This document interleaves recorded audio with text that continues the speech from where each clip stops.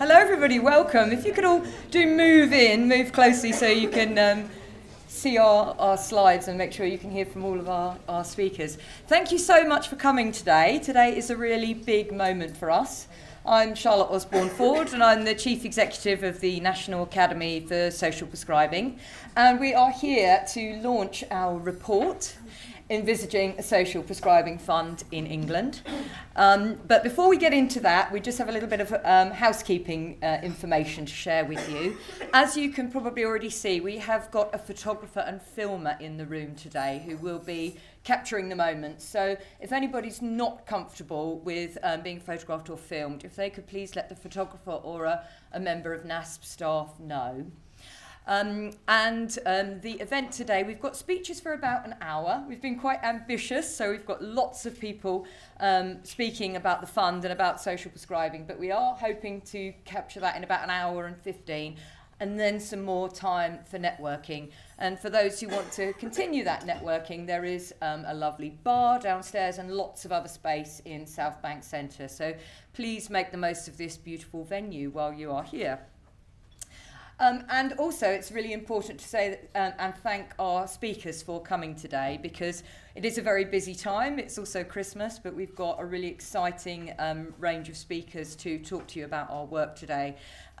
We have scheduled it so there isn't really time for questions, so that we could hear from as many as possible. But if you do have questions, then there's lots of NASP staff and trustees in the room, and we would really welcome that at the end of the session. And also do follow up with us for one-to-one conversations, emails, etc. So on that note, I'm going to just give you a quick run through of our speakers today, which you would have seen already. And most speakers are speaking 5 minutes and then moving on to the next speaker. Just to say, unfortunately, Dr. Simon Ofer is still in Parliament. He's been called to a vote. So it's possible that he may be a little bit late or might not make it. But that's just unfortunately the way Parliament works, isn't it? So if we do miss him, then there'll be plenty of other opportunities for him to be involved and to catch up through his role as the chair of the All-Party Parliamentary Group on Beyond Pills. So that's me. So you'll probably know all of this because everybody here today, we've got a really diverse group of people, but we all know that the nation's health really is in crisis. So it's government policy that the NHS is broken. That's not just the views of ministers, that is now Department of Health policy. And we all know that there are record waiting lists and an urgent need to address the system. We have incredibly large health inequalities in this country, and the work of Professor Michael Marmot has for a long time advocated why that is such a serious problem. So data shows us that if you were in the poorest area, you will have 19 years less good health than in the richest area, which is absolutely criminal. And you will die about 11 years earlier. So that's 11 years of life lost. We know, of course, increasing loneliness, depression, anxiety, that's slowly edging up all of the time. 1 in 4 people now have more than one health condition, so multiple health conditions with all the problems that comes with. And we know that 2.8 million adults are now too unwell to work, predominantly with mental health and musculoskeletal conditions. And the mental health of children and young people is at extreme crisis, with 1 in 5 school-aged children or young people now having a diagnosable mental health difficulty. So that is the context in which we are all working in which we are all living in, to the point where there's an urgent shift is needed. But what I would say is England's not alone in these challenges. And social prescribing is now recognised across the world as a possible high-value solution to some of these challenges. So social prescribing was founded in England, and there's some people here in this room who were part of that founding of social prescribing, but it is now recognised by the World Health Organization and others, and it is developing in 34 countries around the world. In fact, Singapore just last month announced that it's going to be fully integrated as part of their health system and available to all. So, and the World Health Organization's view is that social prescribing is an evidence-based approach to try to address those social determinants. It allows more holistic, person-centered care, and it empowers patients. So it's a really powerful tool that we have at our disposal. And we all know in this room, we know that it works, but I would really urge you to also pick up this other report that we launched last month, which we've got printed copies of, which is about the impact of social prescribing on health service use and cost. And there's a tiny excerpt there, a little graph, but what I think, it's a small graph, but it's really amazing. It shows you that people that access social prescribing within a GP practice significantly reduce their GP activity, so GP appointments, and they have a matched control, which is often the challenge with social prescribing, that the evidence doesn't have a matched control, it's not robust. Well, in this case, they do have a control group, and they've analysed the appointments of that control group, and that's just one of 9 very detailed evaluations, very robust evaluations in that report. So this is a real milestone for us, because we can now say, whenever challenged on the evidence that social prescribing is not effective or that it is not cost effective, that actually the data tells us that it really is. The other really big important piece of work that happened in autumn was the publication by government of a government commissioned programme which is called Preventing and Tackling Mental Ill Health Through Green Social Prescribing. This is a cross-government but Treasury funded programme, and it also demonstrated that it leads to statistically significant improvements in mental well-being. What I really like about the evidence in this report, and we will send you the slides afterwards so you can access these links, is that clinical scores were reduced, and on average they were reduced so that the people no longer met the clinical cutoff. So you can see through this a direct relationship. If you can reduce people's symptoms so that they are no longer diagnosable, of course you will see that reduction in GP appointments. Critically, this report also compares social prescribing to other conventional NHS treatments, and it shows that it is as effective and as cost-efficient way to support people, but actually it reached far more people from deprived communities than traditional mental health. We have a huge opportunity at the moment with the new government, the various cross-government missions, and Change NHS, the development of the 10-year plan. As you can see, social prescribing fits into each of those themes, certainly from moving care from hospitals to communities, which is really what we're here to talk about today, and of course prevention. But we have a major problem. We have a huge amount of demand for social prescribing, which is growing. Since it became part of the GP contract, GP practices draw down around 100 million as part of their GP contract every year to fund link workers through something called the Additional Role Reimbursement Scheme. And more than 3 million people have been referred by GPs and other practice staff. And there's a target to treble that number of link workers in the current workforce plan. And it's growing in other parts of the sector. So we've got this huge demand for social prescribing from patients, from the health service, and from link workers. But actually, the process and the long-term benefits from social prescribing come from people being connected and engaged in their communities. And the demand is really not meeting, the demand is not met with the supply. So this data comes from the very recently published UK Civil Society Almanac from NCVO, and it shows an extremely worrying trend that in the most recent publication, funding for the smallest and micro charities reduced by 25% in 1 year. So overall, funding for the voluntary and charity sector increased, but all of that increase went to large organisations, and small ones decreased by 25%. We know 77% of charity grants are for 1 year or less. Now, for those that haven't worked in the charity sector, you probably won't appreciate just how destabilising and stressful that is. Because on a simple basis, you cannot employ a permanent staff member if you haven't got funding for more than a year. Estimates suggest that between 30 and 50% of a charity's time is spent raising funds and not having impact and delivering their mission. So it's huge waste through this, the current structure. And as NCVO said in their response to the Chancellor recently, that charities are really in a dire situation. So what we have done with this report is work with a very wide and diverse range of partners to co-design a solution. And you will see in the report all of those partners that have been involved. And what we have found is a really, really strong appetite from across diverse sectors to come together and address this. So whether this is philanthropists and funders, whether it is GPs, integrated care boards and others. And the solution that we have come up with that is outlined in detail in the report is extremely efficient and beautiful. And I say that, I didn't personally design it, but those who came together and did, we're really struck by quite what a simple solution this is, because it builds on those existing structures which are already there. The integrated care boards and the integrated care partnerships, which there are 42 in England, they have a remit already around prevention, around the voluntary sector, around improving well-being. But are we maximising that potential through pooling investment into those structures? And the sense that long-term funding, if it could be achieved, would have a huge difference on productivity.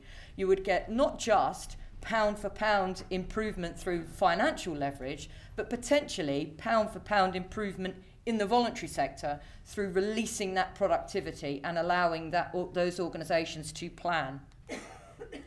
I won't talk about this in detail because it's the technical bit, but you'll read your report and you will understand a little bit more about it. But the model is essentially about leverage. It's about saying if we, as a national funder, that funder could be government, it could be another major national fund, philanthropist, with that funding, we match it with a commitment from partners around that integrated care partnership, pound for pound. So essentially doubling that pound. The other thing that came across really strongly in our consultation was that there is a huge amount of drive towards a small number of shared outcomes. And those outcomes are reducing loneliness, reducing inequalities, and improving mental health and well-being. All of us want to achieve those three things. And so with that shared goal and that mechanism of integrated care partnerships should be much more achievable to encourage us to work together and make sure that we are pooling investment, we are making the outcomes that we want to achieve really clear and then channeling that down into local voluntary and community groups. So why we're all here today is to start these conversations. We are just one part of this. We see ourselves as a convener and generator of evidence, but really what we need is everybody who has an interest, a commitment in improved health and well-being and in making things more productive and more efficient to come together and work with us to make this happen. Thank you. So I'm going to introduce our next speaker, Andrew, who is the CEO of South East London Integrated Care Board. Just to say a few words, if you'd like to come up, Andrew.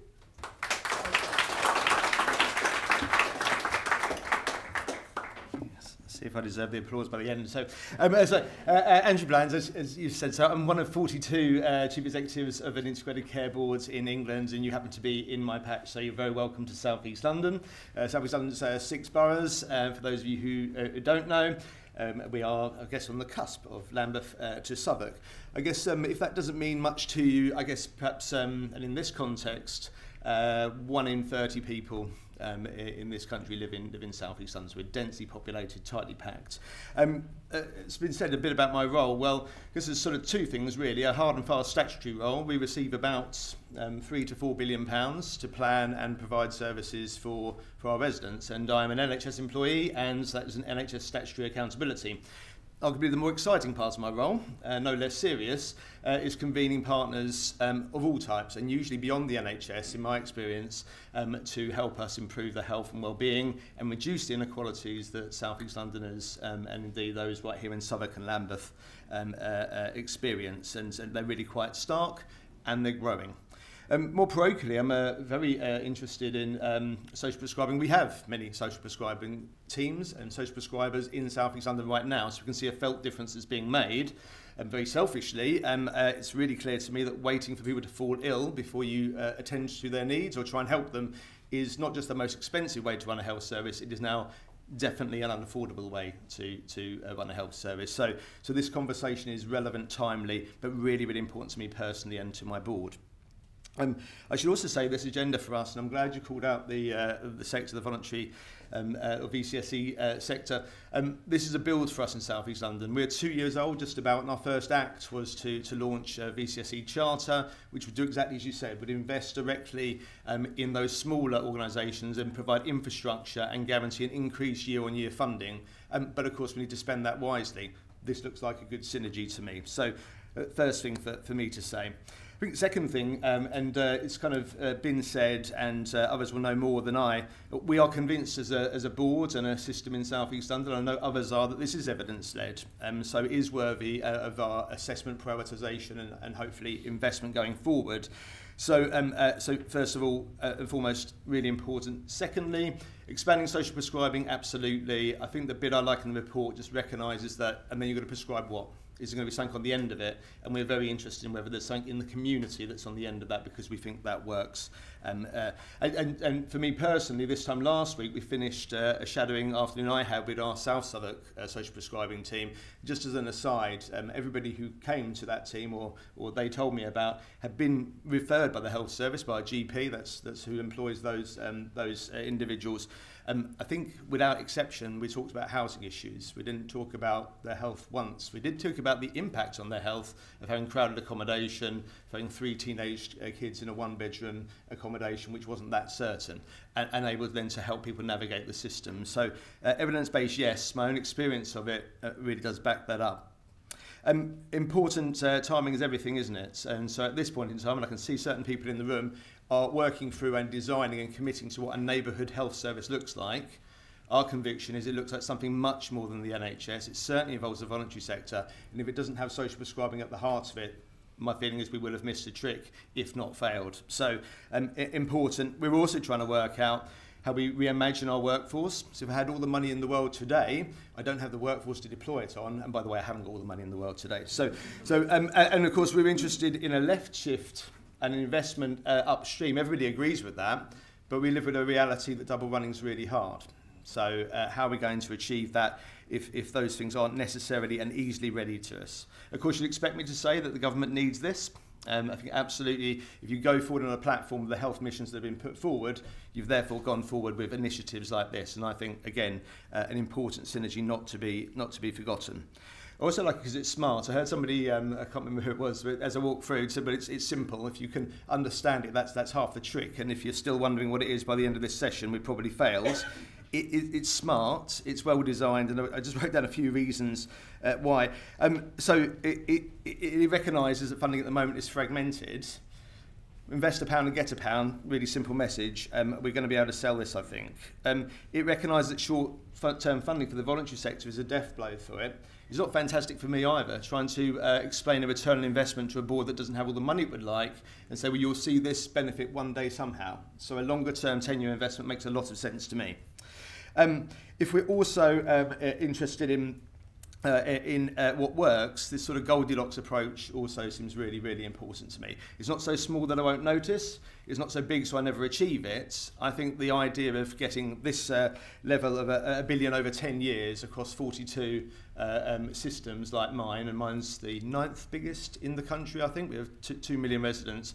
That feels achievable to me. I can buy into that. That feels like something that will make a difference and can be a build. And I hope we won't limit our ambition to that, but I'm fantastic that we're starting there.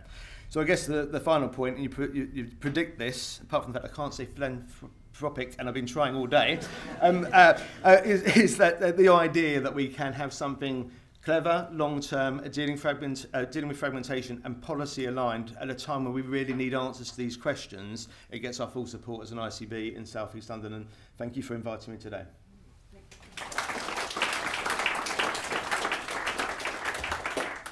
Thank you so much. Now, it's my very great pleasure to introduce Angela Rippon, who is a sort of ambassador, really, for social prescribing and for NASP, and to talk about her campaign, Let's Dance, and her meeting yesterday with Secretary of State Wes Streeting. So, over to Angela. Thank you.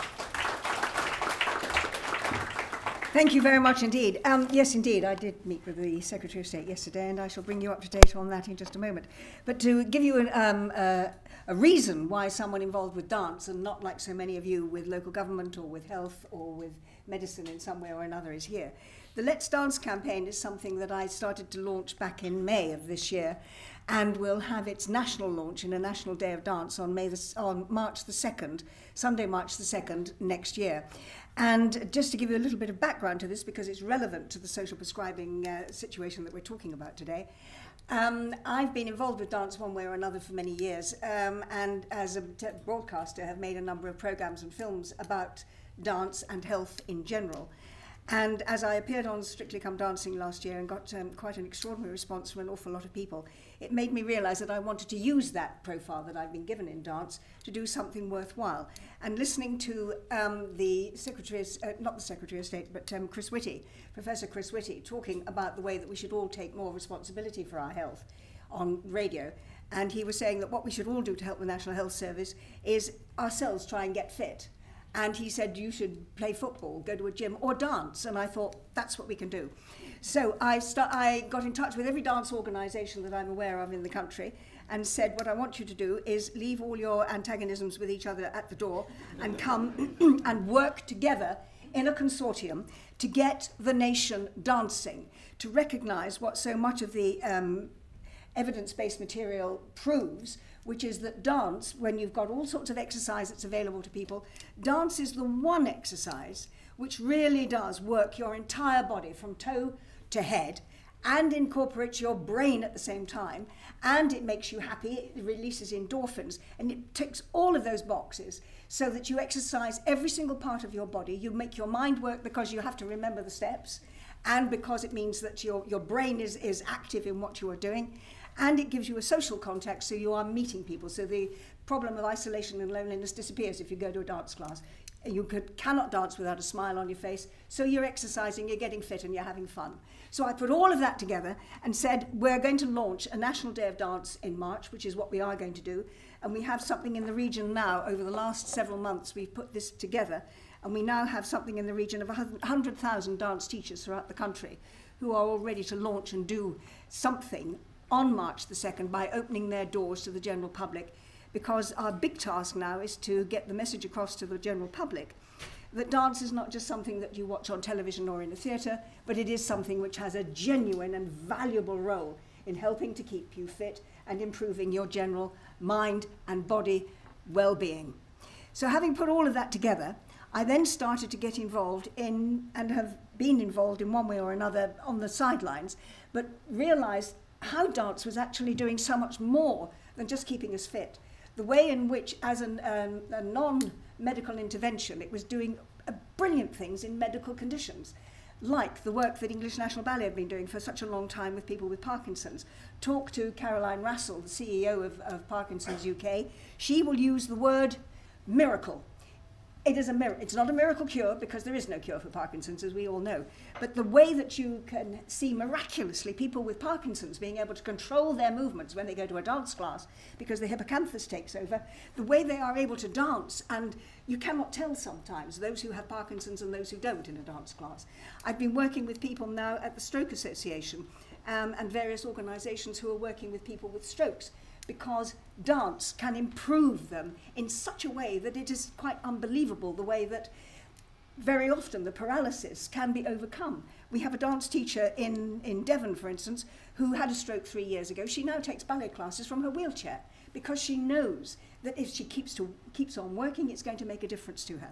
There are so many situations where those non-medical interventions in medical conditions, whether it is obesity, depression, stress, diabetes, mental health, all sorts of areas. There are already many charities, many of whom I'm sure are going to be here today, who are already using dance to help people overcome their problems.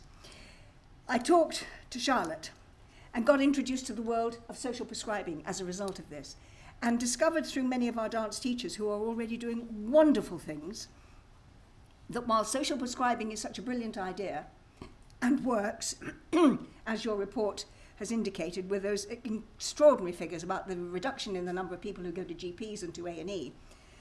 Talk to dance teachers and they will tell you the difference that it makes.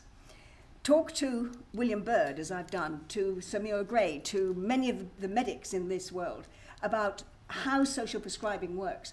And it is very clear that while it is a brilliant idea, it doesn't work because it's not funded properly. And that's what it needs. It needs to be properly funded. There is absolutely no point in putting a link worker in a GP surgery who is able to say to a GP who himself or herself is desperate not to write out another prescription, which will add an unnecessary 2 billion, these are the NHS's own figures, 2 billion in unnecessary prescriptions being written every year, £2 billion. Let's redistribute that money and put it somewhere where it can be used instead.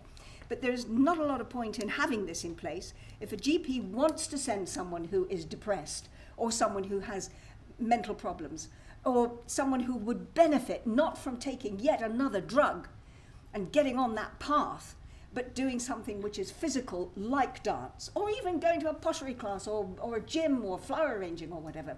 There is very little point in having that available to them if there is no one to actually pay for those classes. And up until now, what I've discovered by talking to all of our dance teachers who are involved in this, that very often it is the generosity of dance teachers who will give a class for nothing. Or it is a dance teacher who may be able to get a local charity. English National Ballet, who do such brilliant work with people with Parkinson's all over the country, receive no money from the NHS. It comes out of their own budget, which comes out of the Arts Council's budget. They are not funded in any way, and yet it is a miraculous way of helping people with stroke, with diabetes, with Parkinson's, with all of these things. So if you cannot get it funded, what does the GP do? And there are many of you in the room who will do this. You write out another prescription, unnecessarily. It has to be funded properly. So yesterday, yes, I went to see Wes Streeting, and I had 45 minutes with him. My primary, well, I had two reasons. The first reason was I wanted to see him to get him to accept, and I'm seeing the NHS on the 19th of December to pass on with the same message, that dance should now be accepted within the 10-year plan as a valid form of exercise for mind and body, for health and well-being. And I cited all of the examples that I could possibly take with me to do that, and he agreed. He not only agreed to do that, but he actually also agreed that we should get all the MPs in Parliament dancing in dancing in Westminster Hall, and I'm going to hold him to that. But also that when I have a press launch for this on the 8th of February at the Guildhall in London, where we're going to demonstrate to radio, television, newspapers, etc., exactly what Let's Dance is all about by putting on a show of the various types of dance that are available, from people in wheelchairs to people with Parkinson's and stroke, and mothers dancing with babies, all of the things that are available for people for their health and their well-being. He says he's going to come and dance with us, so I think that I can't wait to see his moves. But he's going to come and he's going to do that with us. And then I said, this is the second thing I want you to do. I want you to sort out social prescribing. And he said, yes, I know about that. And then I gave him examples of one of our teachers who for a year was working with teenagers who had serious mental problems.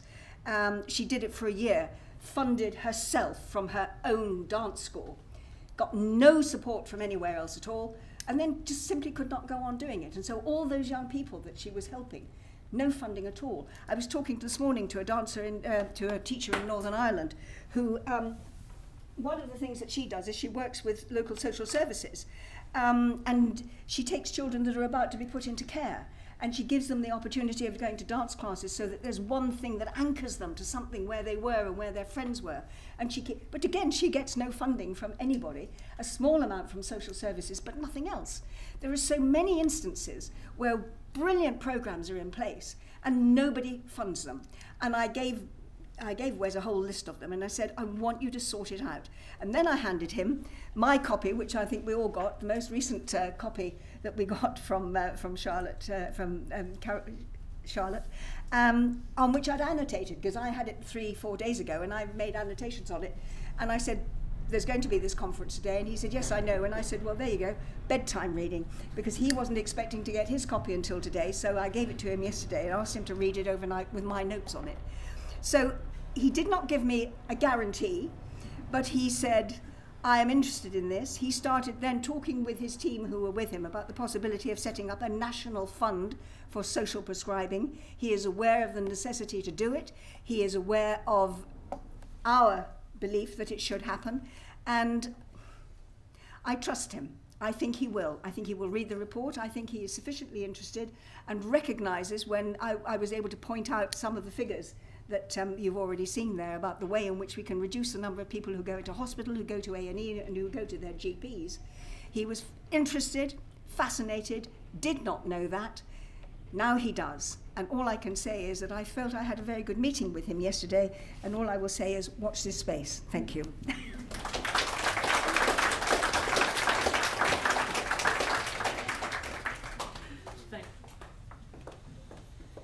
Well, indeed, what more can you say? But we do have some other fantastic speakers. And next I'd like to introduce Tracy from Movember, which is also a very high-profile and powerful campaign, and also talking to West Streeting last week. So welcome, Tracy, to the stage. Gosh, I'm not sure I can follow that. Thank you all. It's great to be here at the launch of the report. And also at the end of our hairy season. It'd be amiss of me to not thank all of the people that support us every year, whether it's growing, moving, hosting, and some of our fantastic partners, which are also in the room today. If you don't know us, Movember is the largest global men's health movement in the world. We work across a number of countries and fundraise in most of them. And what we've done over the last 20 years, as well as growing moustaches and fundraising, is invest in research, particularly in our cause areas around male cancers and men's mental health. We've started doing a lot more work in advocacy and working with partners in that area, but we also fund and deliver real-world delivery and programs in those areas as well. So you may know us for our moustache growing, but there's so much more to us than that. And we had a really, really great campaign, and it was made extra special, really, by hosting the Men's Health Summit at the Emirates a couple of weeks ago. We also met Secretary of State Wes Streeting at that event, and we were delighted that he committed to develop a men's health strategy in consultation with partners and communities. So a real win for us there. And the men's health strategy was one of our asks for our report that we published earlier this year, The Real Face of Men's Health. For us, as I say, it was our sort of first dip, toe in the water around advocacy, but it gave us a real picture of men's health in the UK, and in Australia in particular. But there was, it's not a great picture, some of the stats, and I'm sure a lot of you in the room here will know some of the stats around male suicide, for example. The stats are not great, but also that report really highlights what works for men, what engages men when it comes to health, and also a number of policy asks as well. And one of those policy asks was around investment in evidence-based community programs designed with men in mind.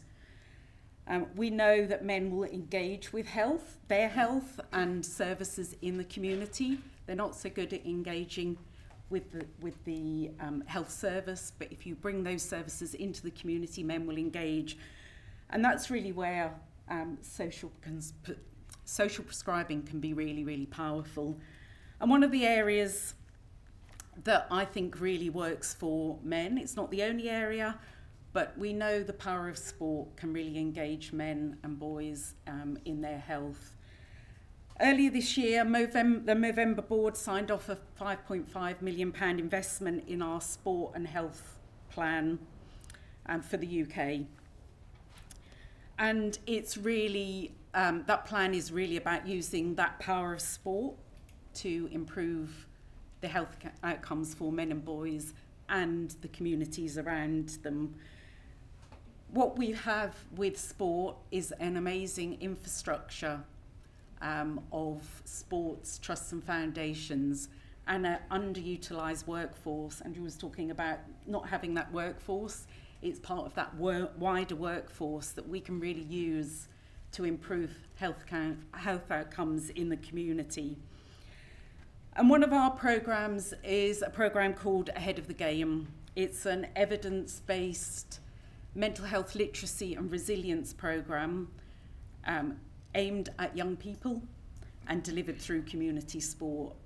We're currently delivering that programme with our partners Rugby League Cares, who are our implementation partner, but a number of other partners across different sports. And the beauty of Ahead of the Game is that it can be delivered across different sports. So Angela talked about bringing all those different dance organisations together to work in collaboration. This programme can really do that for sport as well. So it's not football against rugby, against cricket. It actually can bring those trusts and foundations together to work in place. And that's really where our work with NASP comes in. We've been exploring a social prescribing model for children and young people, using Ahead of the Game as a sort of basis of a universal programme to start that engagement at a real prevention and early intervention stage, and really using sport to deliver on those health outcomes for men and boys, but also for the community around them. So our plan over the next 3 years is to scale the programme and reach 100,000 children and young people.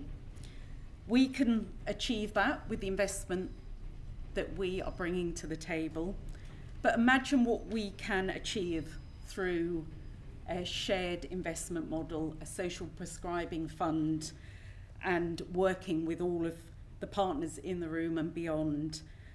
We believe that this approach could really change the mental health of a generation. Thank you.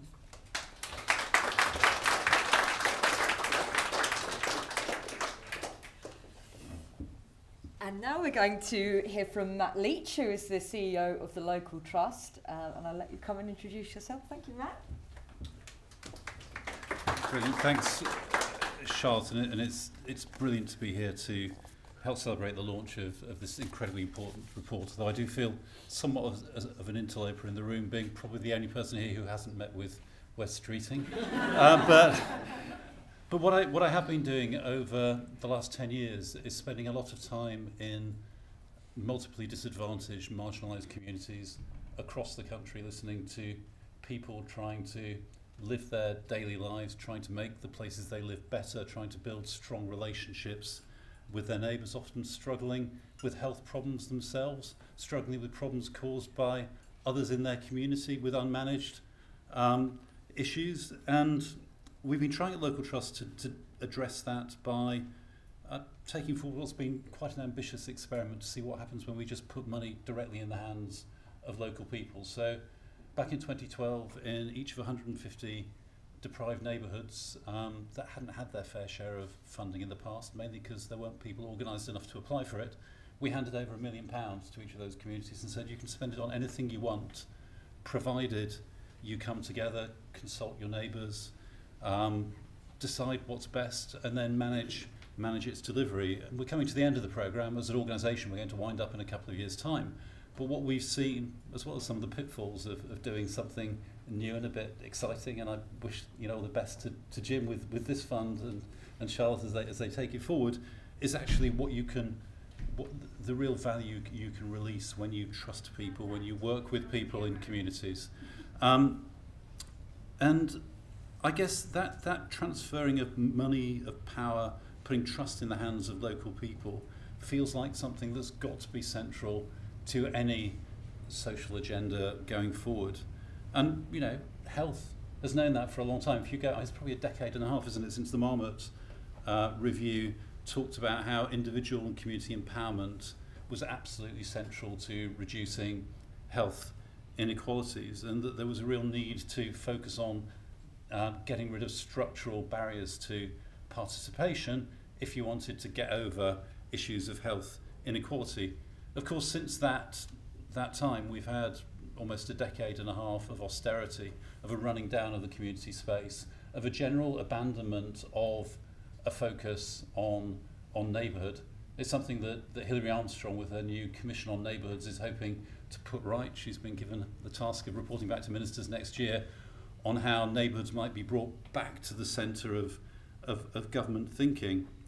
But it feels like it's well overdue, because that link between positive health and wellbeing outcomes and community development is there. It's still there. It's always been there. It's there in the data. It's there in the data that we've done, which looks at the links between deprivation and a loss of social fabric. So when you map the country, if you go down to LSOA level, you look at social outcomes in communities that are both deprived, highly deprived, and also have lost social fabric, have lost the shared workplace, the trade unions, the institutes, the pubs and clubs that used to bring people together, create places where they could build trust, a sense of shared identity, a sense of belonging, friendships, people who looked out for them, all the things that are determinants of outcomes, whether you're feeling lonely or isolated, or perhaps just need a helping hand. Those are the places that actually score worst on health outcomes, but also on crime outcomes, on education outcomes, on opportunity outcomes. And frankly, if the government was serious about achieving most of its mission objectives, it would start off by trying to fix some of our most disadvantaged communities, because they really are the epicenter of the challenges that it's rightly identified and are facing.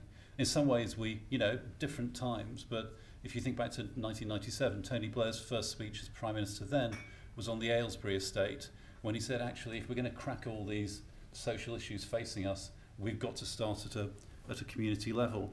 And I guess it's unsurprising then that when we've given money to communities in big local areas and said, spend it on what you want, more often than not, actually they've spent it on stuff which actually a lot of people in this room would describe as social prescribing activities that bring people together, activities that get people mobile, activities that create a real sense of community and neighbourhood, whether it's knit and natter sessions, art activities, walking groups, food and cooking projects.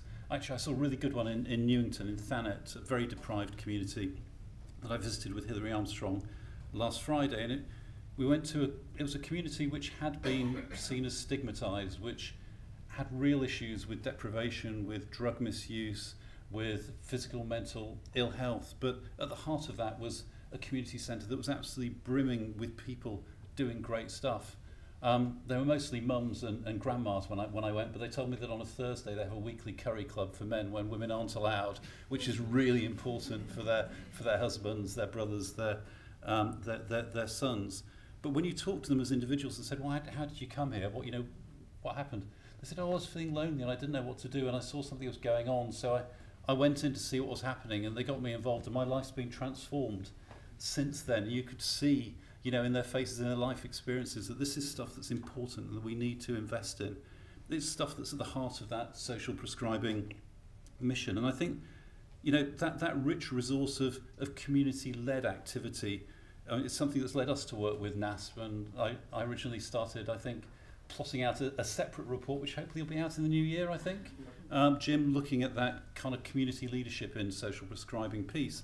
But it's also at the heart of work that we've kicked off at Local Trusts with the NHS Confederation, looking at how you can put community right at the heart of that definition of neighbourhood health provision, so we don't end up with something that's just another bureaucratic boundary, as opposed to something that's truly paradigm shifting. So I hope all of that stuff will complement and add to the excellent case that's set out here by NASP, because I think social infrastructure, social capital, it's all at the heart of any vision for healthy, thriving communities. It's something that really has got to define everything that government does. It's great that Wes Streeting believes in this stuff, but actually Yvette Cooper needs to believe in this stuff. I know Angela Rayner and Jim McMahon believe in this stuff. It's something that's got to cut right across government.